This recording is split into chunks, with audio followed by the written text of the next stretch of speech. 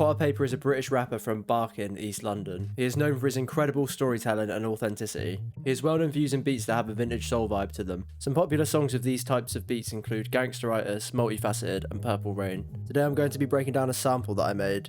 It has a soulful vibe, but also has an emotional storytelling feel to it. The foundation to making these beats is having great chords. Let's open up the project. So an easy way to start off chord progressions is to just start off with the bass note, which is exactly what I did for this melody here. I've made this melody in C minor, and I know I didn't want to start the first chord with the root note C. I wanted to lead into the C. First put the C over here, 2 bars over, and then I started off with the F here.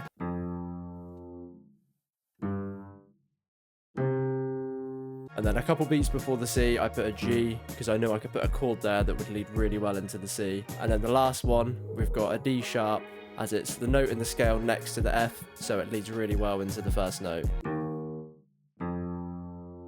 And then from here, you can start to build your chords. 7th and 9th chords are really good for giving it a vintage soul sound, so it's only right I started off with the 7th chord. For all the chords in this sample, I've used a lot of inversions to make them sound unique, and you'll see why. So here is just a C minor 7 chord. So the C minor 7 chord is the C, which is the 1.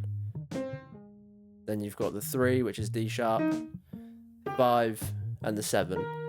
First note in the scale, 3rd note in the scale, 5th note, etc. And then from here, I inverted the G, and then I also copied the G and put it up here as well, an octave up, just to give it a more big and wider sound, and it just makes it sound way cooler. So if I just play this chord without all the inversions, this is what it sounds like.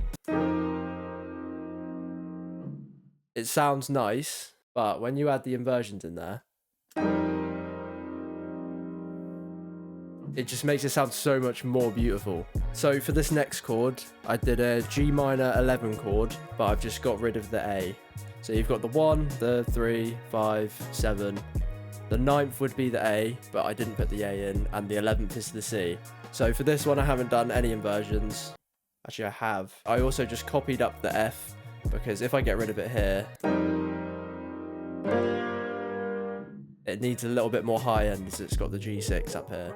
So it's just got the F6, which is copied from down here. Then this 3rd chord is also a C minor 7, which is the same as the first chord, but it's just got different inversions. And this is another reason why inversions are so important, because you can use the same chord twice and they sound completely different. So the difference here is the A sharp and the C have been pasted down an octave. So if I just move them up, here's your C minor 7th chord. And I've used the C as the bass note, and then I've just moved the A sharp down as well. I've also then copied this G and pasted it up an octave, just so I can keep that high range in there, so it sounds right, because obviously I'll play it again without it. It's a bit too low, so you want that higher note in there as well. And I've also added a little bit of melody into it, just by using the same notes from the chords. So I've got the C here, which is the root note, the D sharp, and then an A sharp.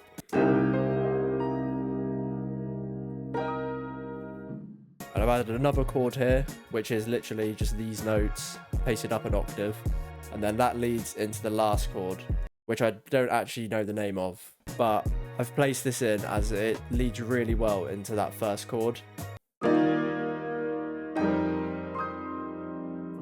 So a couple reasons for that is that, as you can hear, the D sharp is right next to the F in the scale. So they lead really well into each other, first of all. And then I just pasted the D sharp up and just carried on putting the notes in until they sounded right, really. If anyone does know the name of this chord, please enlighten me.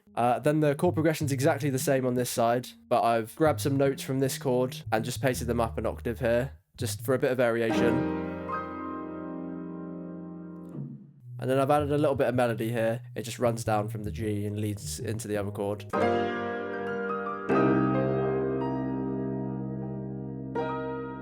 And then I've added a little switch up. So for this last chord, I added a G7 chord. And the reason I added this is because it's a bit unexpected and it ends the progression really nicely. So what a 7 chord is it has one note in that isn't actually from the scale, but it still sounds great. So a normal G minor 7th chord would be G, A sharp, D, and F. But all we're going to do is this A sharp here, the second note, we're just going to move up. It just gives it a really cool sound. I love this chord. So then for the effects on this, I've added a super VHS, which adds a little bit of detune and saturation to it. And then I added a reverb, 1.5 second decay time, 52% wet. I added a little bit of chorus on it. If you've seen my other videos, you know I'm obsessed with chorus, but we didn't actually go as crazy with the chorus on this video. I think I've only put it on the piano. Adding an EQ, just dipping the bass a little bit. Then another one, cutting out the sub, just making room for the actual bass to pop through the mix. And then I've dipped the bass a little bit as well. So the second thing that I added is this bass.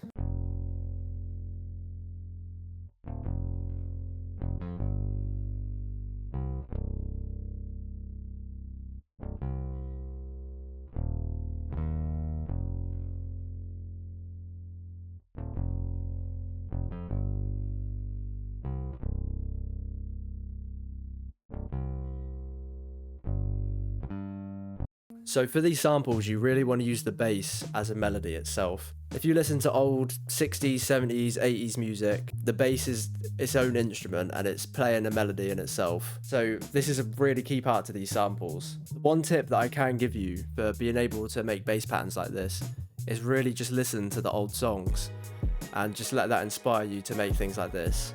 Or even listen to other sample makers that make soul samples and just listen to how their bass patterns sound and try to create something similar.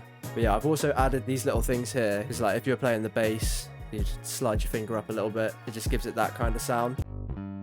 And by the way, I forgot to show the plugins. The piano is the SSS Vintage piano from Contact, and this is the Rickenbacker bass plugin from Contact for the bass. It's just the default settings, and now it's going to crash on me. Yo, family! Right, the next thing that I added was this string from BBC Symphony Orchestra, which is a free plugin, and it just adds a little bit of high end, makes it sound nice. So I'll just play this with the piano as well.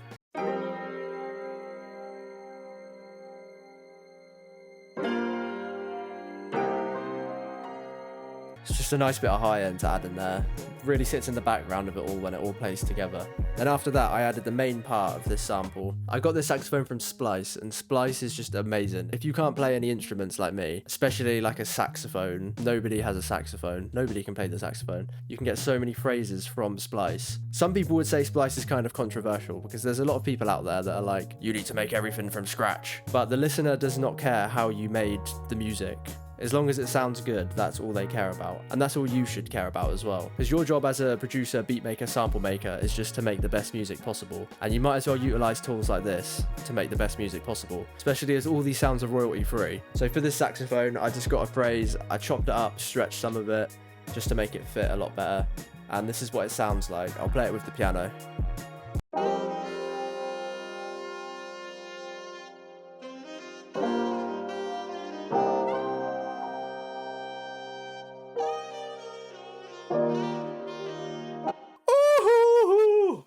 Beautiful. Flipping beautiful. I keep forgetting I can't swear. Most of the rest of the sounds are actually from Splice. So the next thing I added was this drum loop. So Splice is also really good for getting drum loops as well. I love to get perc loops and drum loops from Splice, especially for these beats, because sometimes I find it kind of hard to replicate like the old soul kind of drum sound.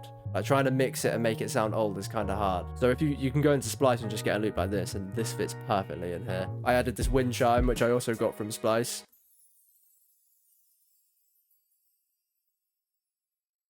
Just another nice bit of high end to add in there. And then I got this guitar as well. Just a really cool accent to add in here. So this is the first section.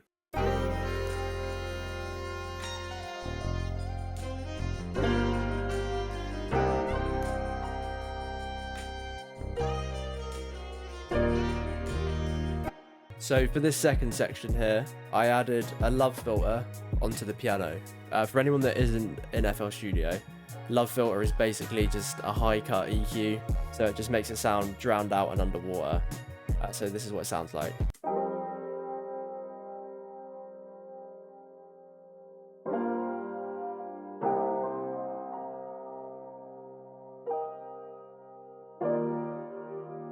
So the reason I did this is because I wanted to add a Rhodes piano, and it was kind of clashing quite a lot. So to make the Rhodes stand out and not clash with the piano, I added this effect onto it. So this is the Rhodes pattern that I added.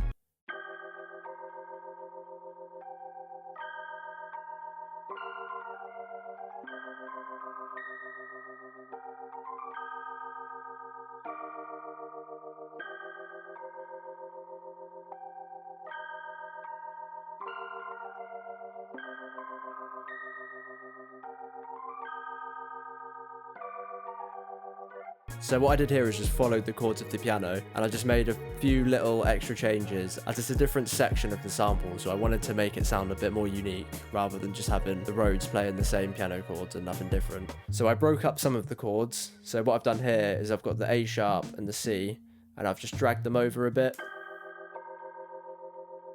And then I've also gone into a triplet grid and just added some notes in here. And then at the end I added some little run that sounds like you're just dragging your finger up the keyboard. Beautiful. So yeah, that's it for this sample. The most complicated part for these is just building the chords, and once you've built the chords, it's really easy to just add on to it and make it sound really good. So yeah, this is the sample all together.